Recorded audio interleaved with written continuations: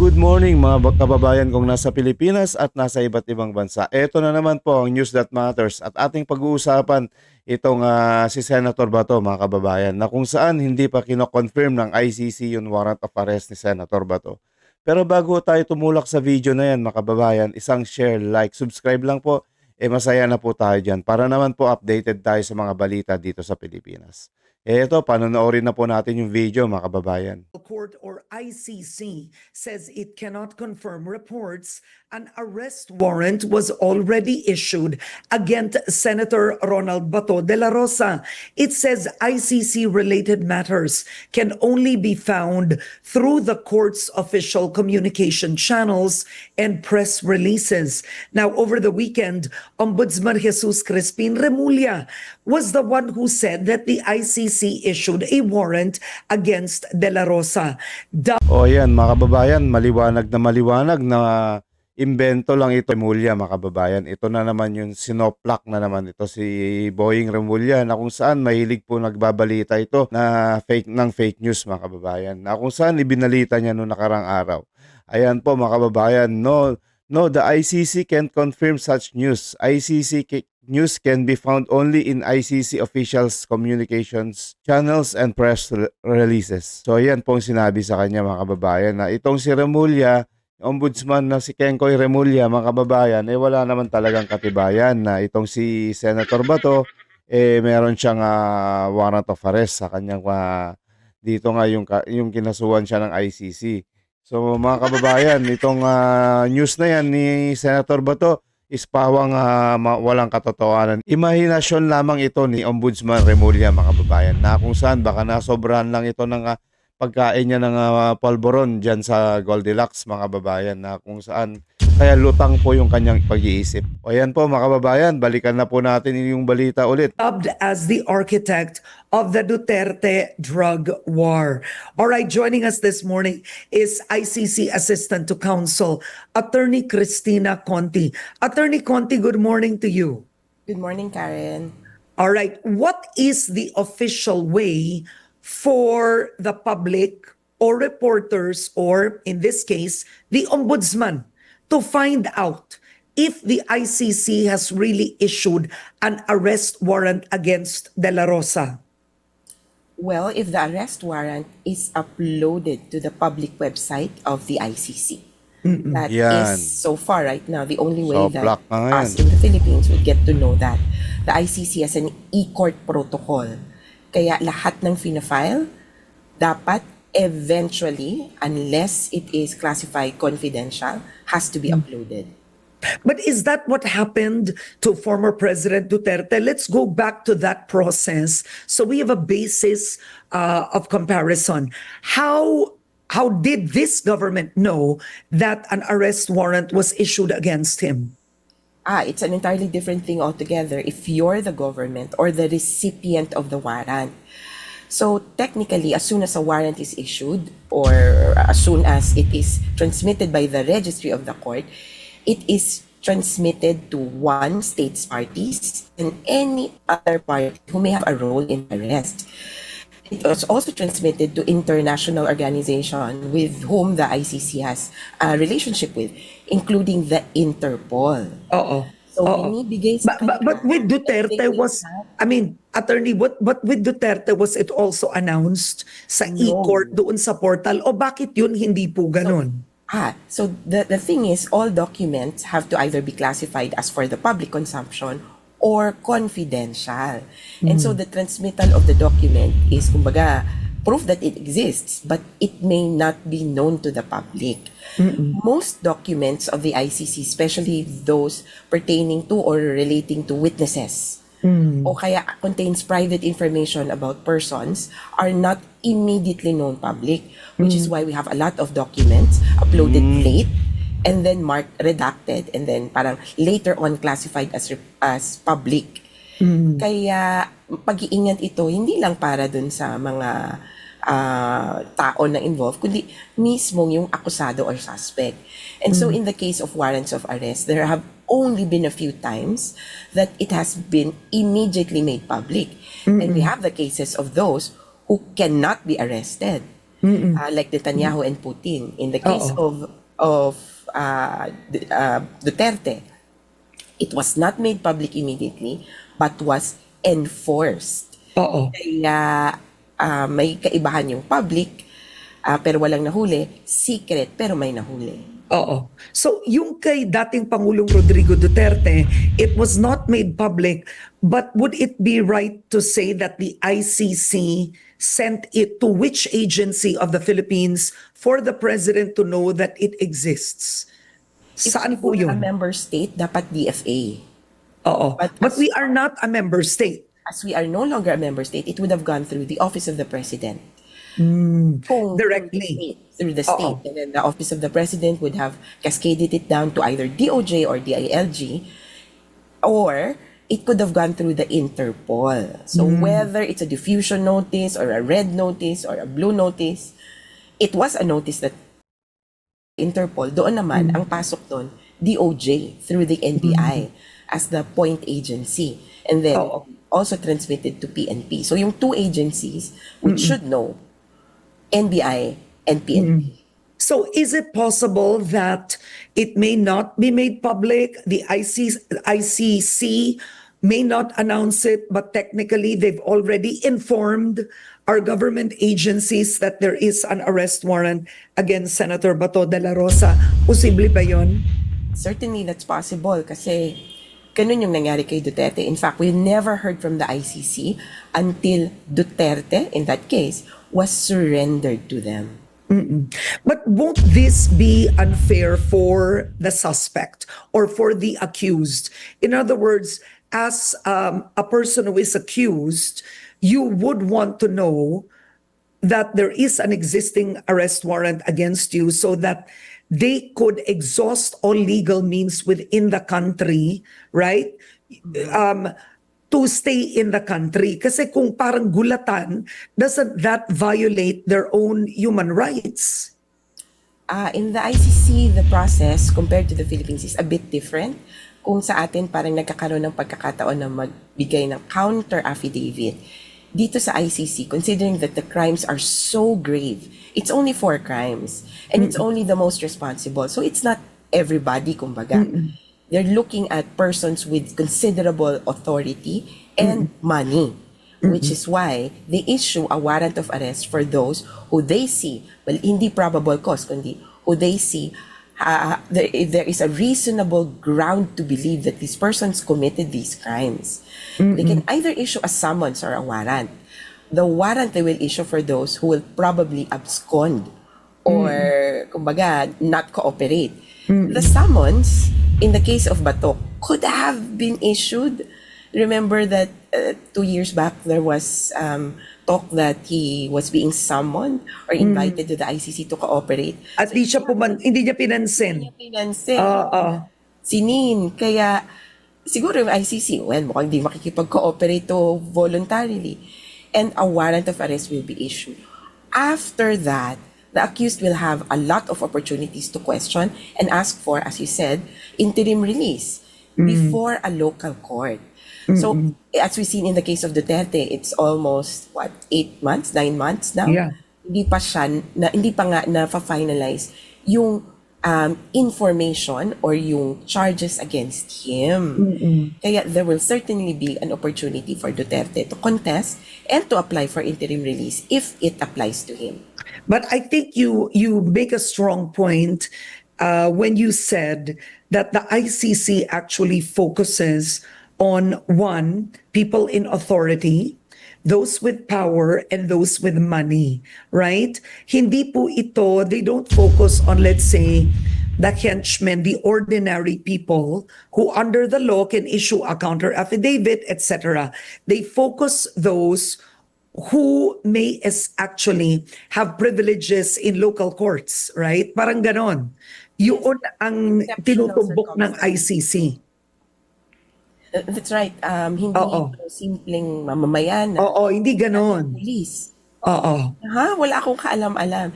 And these are people who most likely in the public eye are already known as possible perpetrators to crimes. Okay. Now, other than Bato de la Rosa, What about the others? I mean, named, right? In the preliminary reports, I think there were 5 of them. Yes, the other names that are being linked but have not been confirmed by the ICC are Edelberto Leonardo, who Oo. most likely or Nasaan sila? Has a whole departure order been issued against all of these individuals at least? oh, here's the thing, a whole departure order will come from the local authority or from the Philippine government. And from their point of view, they can only issue a whole departure order if there is a warrant of arrest in a Philippine court. So it is almost impossible to issue a whole departure order, probably some other order called an alert order or international lookout bulletin order. Yun yung pwedeng i-issue ng immigration. Pero they can always also say, well, we have no information or formal document stating that they are involved.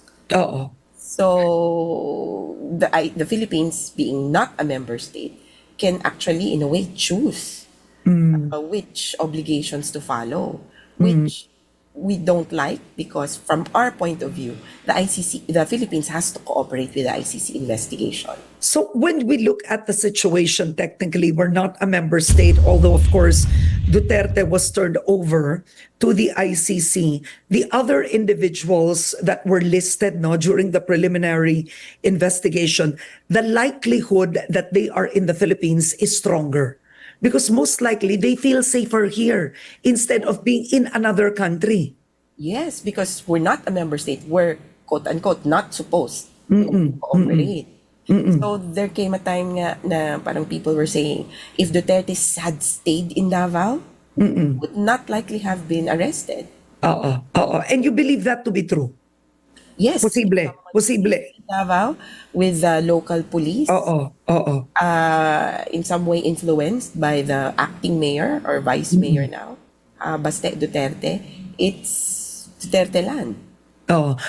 Ayan po mga kababayan, confirm po na galing po dito kay Attorney Cristina Conti na yung sinabi niya na kung nandun sa Davao si Tatay Duterte, hindi ho mangyayari na makukulong itong si Tatay Duterte, mga kababayan. Na kung saan ito lang po ay sinet up ni BBM na salubungin dun sa airport, dun sa may Manila International Airport at diniretso sa Dahig, mga kababayan, na kung saan wala hong kalaban-laban ang ating dating presidente na si Tatay Digong, na kung saan itong si Bongbong Marcos lang ang gumawa, nakipag-coordinate siya dito sa mga ICC na diniretso na lang dun si Tatay Digong, mga kababayan. Eto mga kababayan, panonorin natin dito sa video na to na kung saan sinupalpal ni Attorney Trixie Cruz itong si Saldico at si Remulla, na kung saan booking na yung mga palusot nila, mga kababayan. Eto na po tayo mga kababayan, tumulak na po tayo sa video na to. If you recall si General Garcia Correct. sa Armed Forces of the Philippines, nahuli yung pamilya niya, inuwi siya dito, nagkaroon ng investigation. Alam mo nangyari doon? Nagkaroon siya ng plea bargain. Inamin niya. Yeah. Siya talaga. Siya yung mastermind, kinulong siya, nagsoli siya, if I'm not mistaken, 200 million pesos. Pero yung pamilya na were allowed to live in the United States. Wala na Yes, dito eh. So siya hanggang ngayon nakakulong sa Bilibid prisons. Now, in the case of Saldi, Nakalabas na yata. yes, Kasi, he was issued a pardon if I'm not mistaken. No? At that time, nakakulong siya. Now, in the case of Saldi, siyempre, kung siya yung abogado, ang tinitingnan na abogado, ano ba yung kliyente ko? Mastermind ba to? O ito ay kasangkapan lang or one of the players, underboss, kumbaga sa mafia, hindi pa siya yung boss of the boss, doon sa kabuuang operation na ginagawa nila sa pagkulimbat ng pera at kaba ng bayan. correct. Incidentally, yung lawyer ni Congressman Zaldi is Attorney Rui Rondain. Rondain, yes. And he used to represent former First Gentleman Mike Arroyo. Yes. Did you ever have a chance to meet him? Yes, in fact, naging abogado rin yan ni Congressman Mikey Arroyo. And I was listening listening to his press call. Actually, kinakabahan nga ako eh. Dahil, I mean, to be honest, si Attorney Rondain is a good lawyer. At kung legal lang pag-usapan, magaling to. Kasi ang sinasabi No niya, question, yes. as of now, wala kami nakikitang kaso against Congressman Saldico. No, sabi niya, and we're willing to face that. Kaya nga, importante yung galaw ng gobyerno. Importante mabilis yung gobyerno For example, sabi niya, how can you cancel the passport of my client? Eh, wala pa eh. Wala pa kayong fina-file na case. So I'm thinking, Attorney Trixie, in the situation like this, kasi lahat ng mga magnanakaw pa dyan, no? Those who are involved, na binabanggit yung mga pangalan, paano kung naglalabas na ng pera? Paano kung tinatakas na yung pera? Di ba may sinabi yung air asset? Sabi niya, hindi. Tingnan mo si Atty. Ronday, magaling talaga. Sabi niya, wala pag-aaring aeroplano si Congressman Saldico. Pag-aari yun ng Masibis Corporation. Which is? Owned by Saldico, di ba? Pero, I mean, Pero ano nga yun yung mga pagkakaalam natin, and dito kasi nag-PCGG ako for a while. Oh, yes. So Marcos Sr., minsan 10, ang daming levels Layers. ng kanyang pagtatago ng pera. So pero dito, ang naman nun, kaagad may CBs, that's what, 1 or 2 steps away. Madali ipatunayan yung criminal liability dyan. yes. And Attorney Trixie, you mentioned PCGG. Imagine, nagbuo tayo ng isang ahensya ng gobyerno to attack, I mean, not attack, but to sequester and eventually bawiin yung pera at assets ng gobyerno. In this particular case, yung kay PCGG, bahabaan eh. And as you mentioned, layers by layers. Pero dapat tingin ko rin magkaroon ng batas para mabilis natin mahabol at mapa-cancel yung mga passport ng mga taong lumalabas. Kasi si Mark Teksay, si Paul Estrada, wala na sa bansa. Actually, kung gusto talaga ng administrasyon, makikiusap sila magpa-cancel ng mga visa. That's right. Oo. Hindi kailangan passport. Passport. So that, para sa akin doubtful yon. Kung gusto talaga nilang habulin itong mga to, maraming paraan, hindi lang yung pag-cancel ng Visa. passport. Paano yung pera sa AMLA? Can they just send notice? So, okay, pagdating sa passport, cancellation of visa, in effect, pwede na. Unless yung bansa, no visa policy. Oh, correct. Makakataka siya. But, with an Interpol, red notice. Pwede nga hindi red eh. Pwedeng yung blue notice, di ba? Na they can warn these people. Medyo mapapahirapan na. But in the case of AMLA, paano natin mahinto yung pag-alis ng pondo, kung nagtatago ng pondo, pag-withdraw ng pondo?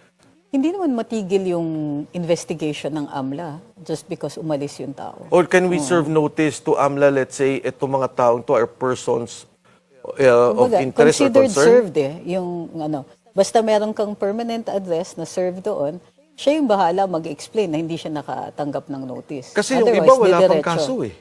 Ayun yung problema. Bakit wala pang kaso yung mga yan? If you notice, So, again, yung lumabas sa ICI, marami doon, or more than half, hindi pa nakasuhan.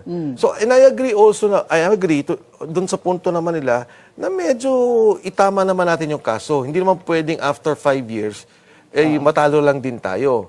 So, there are two concerns. Ma-filean ka agad, ma-hold ng pondo, ma-hold ng travel nila, but at the same time, kailangan number 2 is that we have a strong case that we will file against them. Kaya ang feeling ko nga, dapat sana may special law just so ma-address itong particular issue na to. yeah, but if we make one, hindi siya retroactive. So, and which reminds us, on our next topic, the ICI is calling on the Ombudsman to investigate former Yusek Roberto Bernardo and Yusek Maria Catalina Cabral. That's correct. Actually, Attorney Trixie, doon nga ako nagtaka nung una. Bakit hindi kasama si Secretary Bani Bonoan? Isa nga yung Secretary ng DPWH. Correct. Tapos they allowed him. In fact, di ba, sa Senate, nag-blue ribbon na. Yes. Tapos nag-resign siya. Yes. Tapos hindi na siya natawag uli. Yes. So, yun, tinanong ko si Senator Marcoleta dyan. Sabi ko, that time he was chairman eh. Yes. Sabi ko, Kadante, Senator, bakit mo pinatayo na si Secretary Bonoan? At that time, sabi niya, hindi, don't worry. Kasi at that time naman, wala pang mention of his name. But sabi niya, eventually, we will call him sa committee. So, that was before the Diskaya exposure. Correct. So, paglabas ng Diskaya exposure, hindi na siya yung chairman ng Blue Ribbon Committee. But definitely, Secretary, alam mo, I've worked with him, no? Secretary Manny Bonoan. Si Secretary, Undersecretary Cabral, I've worked with her when she was still the policy. Kaya nga iniisip ko noon, siguro hindi ma-involve sa corruption dahil policy eh. But eventually pala, yung pagprograma ng mga proyekto, Yan, galing nandun sa na din sa DPWH, policy. yes. Pero Dapat talaga, and again, sorry to say, wala naman po ako, nothing personal against them. Kasi Yusek Bernardo lumabas na eh. Pero dapat sana talaga, ma-hold kagad yung kanilang pag-alis at ma-hold yung pondo. Kasi yun naman ang ano ng tao na, ang tagal na, 2 months? Alam naman nilang there will be eventually yung mga pangalan nila, paano yung pera? Bago pa nga na, nag-announce pa na magka-create ng ICI, di pa create nyo na kaagad. Yes. Diba? So, yun nga, it gives rise to the suspicion na bakit yung pinapatagal ito? Oo. Kasi umpisa pa lang, alam na nila. In fact, dun pa lang na na-fact check si Presidente sa 5,500 flood control projects. Tapos inulan, binaha. Hindi ba dapat dun pa lang nag-imbestiga na? Tama, So, tama. I agree. And siguro, hindi lang tung sa DPWH, ako naniniwala sa maraming departamento may nangyari. Yan. Because now, ang lumalabas na kwento ng maraming tao, yung ginagawang systematic corruption, di ba? Yung sa DPWH is one, kasi normal yan, no?